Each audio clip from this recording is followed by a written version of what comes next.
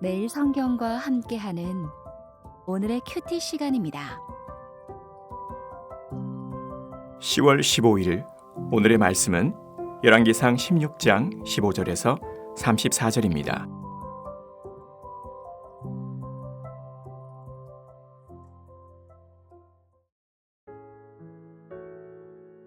유다의 아사 왕 제27년에 시므리가 디르사에서 7일 동안 왕이 되니라. 그때 백성들이 블레셋 사람에게 속한 기쁘돈을 향하여 진을 치고 있더니 진중 백성들이 시므리가 모반하여 왕을 주겠다는 말을 들은지라. 그날에 이스라엘의 무리가 진에서 군대 지휘관 오므리를 이스라엘의 왕으로 삼음에 오므리가 이에 이스라엘의 무리를 거느리고 기쁘돈에서부터 올라와서 디르사를 에워쌌더라. 시므리가 성읍이 함락됨을 보고 왕궁 요새에 들어가서 왕궁에 불을 지르고 그 가운데서 죽었으니 이는 그가 여호와 보시기에 악을 행하여 범죄하였기 때문이니라. 그가 여로보암의 길로 행하며 그가 이스라엘에게 죄를 범하게 한 그 죄 중에 행하였더라. 시므리의 남은 행위와 그가 반역한 일은 이스라엘 왕 역대시락에 기록되지 아니하였느냐. 그때 이스라엘 백성이 둘로 나뉘어 그 절반은 기나세 아들 디브니를 따라 그를 왕으로 삼으려 하고 그 절반은 오므리를 따랐더니 오므리를 따른 백성이 기나세 아들 디브니를 따른 백성을 이긴지라. 디브니가 죽음에 오므리가 왕이 되니라. 유다의 아사왕 제37년에 오므리가 이스라엘의 왕이 되어 12년 동안 왕위에 있으며 디르사에서 6년 동안 다스리니라.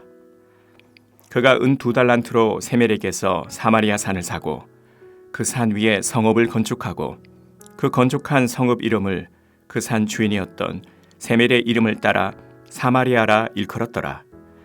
오므리가 여호와 보시기에 악을 행하되 그 전에 모든 사람보다 더욱 악하게 행하여 느바세 아들 여로보암의 모든 길로 행하며 그가 이스라엘에게 죄를 범하게 한 그 죄 중에 행하여 그들의 헛된 것들로 이스라엘의 하나님 여호와를 노하시게 하였더라.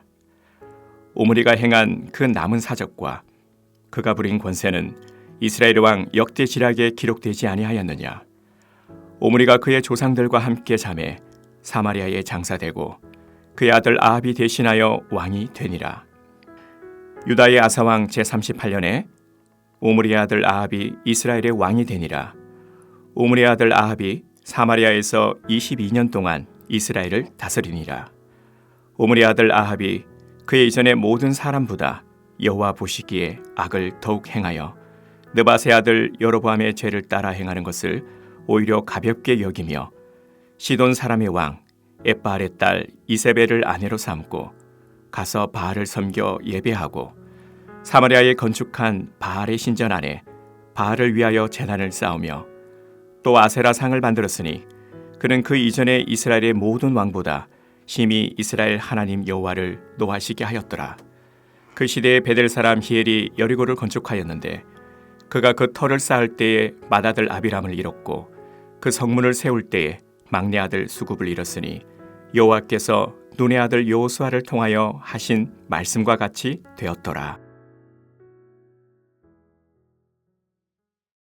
오늘 함께 묵상할 말씀은 열왕기상 16장 15절에서 34절까지 말씀입니다. 하나님을 잘 섬긴 남유다 아사 왕이 41년 동안 평안하게 왕위에 있는 동안 북이스라엘 왕국은 계속해서 반란이 일어납니다. 여로보암의 죄가 북이스라엘에 이어지면서 하나님을 버리고 다른 신을 섬긴 것들로 인해 북이스라엘 왕가에서는 반란과 진멸이 연속해서 일어납니다. 오늘 본문은 북이스라엘의 시므이 왕과 오므리 왕과 아합 왕까지 세 왕들의 등극과 반란을 다루고 있습니다. 먼저 언급되는 시므리 왕은 이스라엘 역사상 가장 짧은 기간의 왕입니다. 그전 왕이었던 엘라를 죽인 시므리는 수도인 디르사에서 왕이 되었습니다. 본문은 시므리가 엘라 왕을 암살했을 때 이스라엘 군대는 블레셋에 속한 기브돈을 치고 있었다고 말하고 있습니다. 그런데 전쟁터에 엘라 왕의 암살 소식을 들은 군인들은 시므리를 새 왕으로 인정하지 않고 그들과 함께 있었던 오므리 장군을 왕으로 추대했습니다. 이렇게 오므리를 새 왕으로 추대한 군사들은 기쁘돈을 치는 것을 포기하고 급히 시므리가 거하던 디르사로 향했고, 이 전쟁이 승산 없는 싸움임을 깨달은 시므리는 스스로 궁에 불을 지르고 자살했습니다. 술 취한 엘라를 손쉽게 죽이고 왕이 된 시므리 왕의 세상도 7일 천하로 끝난 것입니다. 자신의 군주인 엘라를 죽일 만큼 치밀하고 기회를 잘 포착한 사람이었지만 그는 백성들의 마음을 사로잡지는 못했습니다.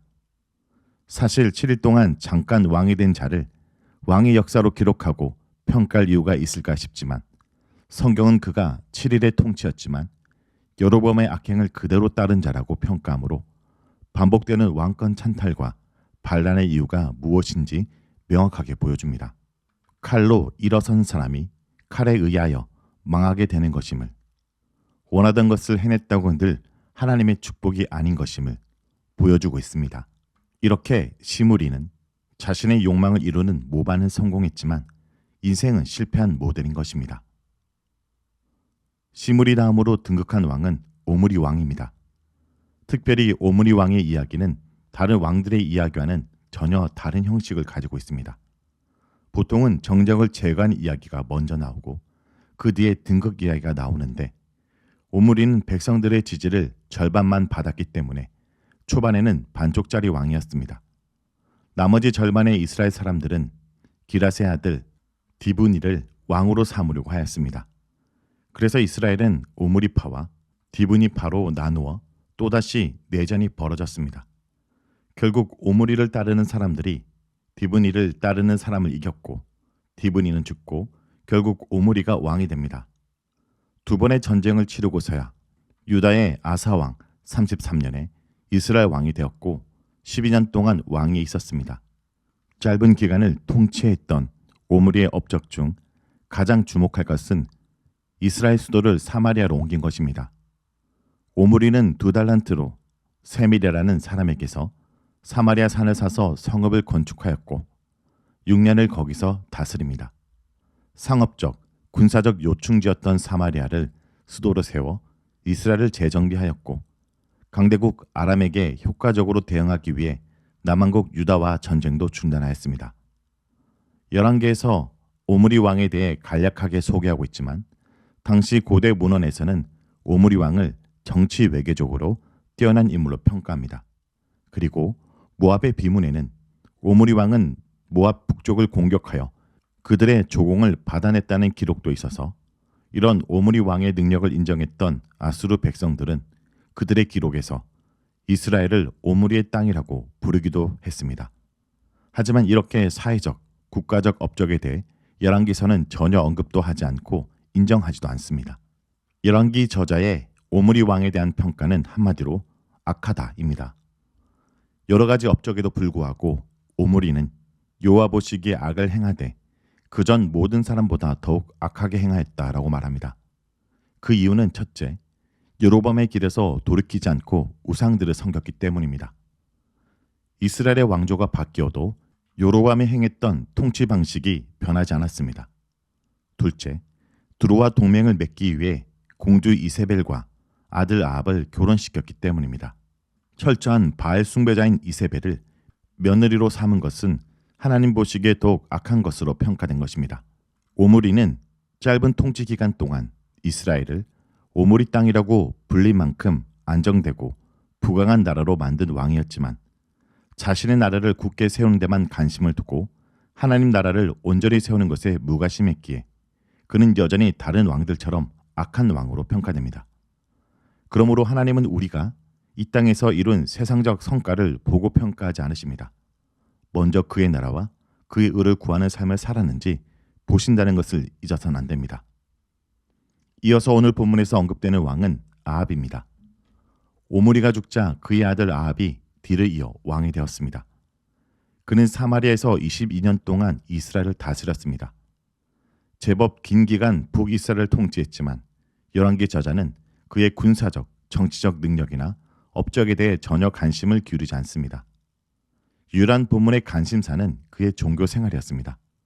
성경은 아합이 이전 모든 사람보다 여호와 보시기에 악을 더욱 행했다고 평가하는데 이것은 자신의 아버지 오므리와 동일한 평가입니다. 31절부터 아합의 악행을 언급하는데 시돈 사람 왕 옙바알의 아들 이세벨과 결혼하고 바알을 섬기며 예배하였다고 말합니다. 특별히 본문은 아합이 여로보암의 죄를 따르는 것을 가볍게 여겼다고 평가하는데 이것은 중요하게 여기지 않았다는 뜻입니다. 여로보암의 경우 여호와를 섬기긴 했지만 자신이 원하는 방식으로 제사를 변질시켰다면 아합은 아예 형식적으로라도 남아있던 여호와 종교에서 완전히 떠났다는 것을 의미합니다.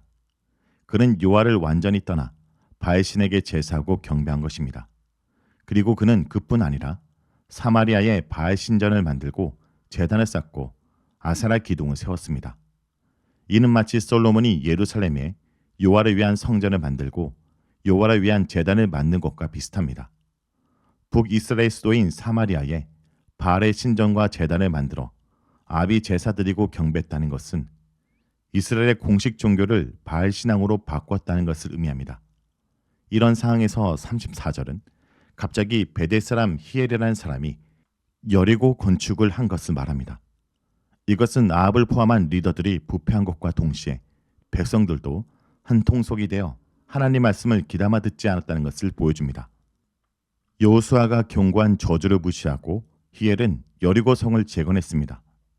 그로 인해 하나님 말씀대로 그는 결국 성의 기초를 놓으면서 맏아들 아비람을 잃었고 성문을 달 때 막내 아들 수굽을 잃었습니다.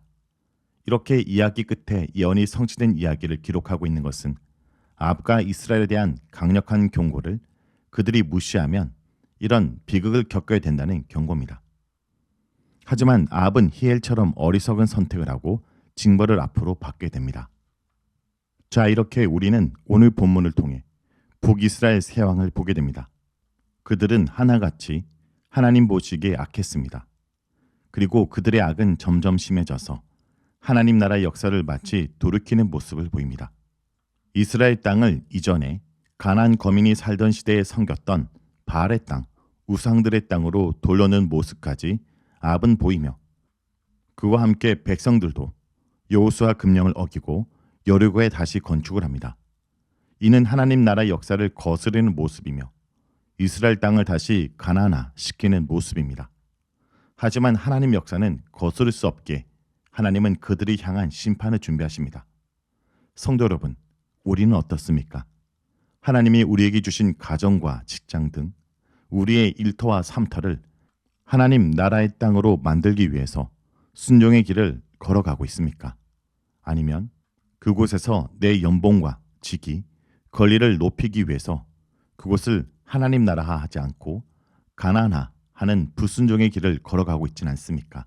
하나님을 떠나 이룬 세상의 성공과 이익이 결코 하나님 백성들에게는 득이 될 수 없다라는 것을 잊지 않기를 원합니다.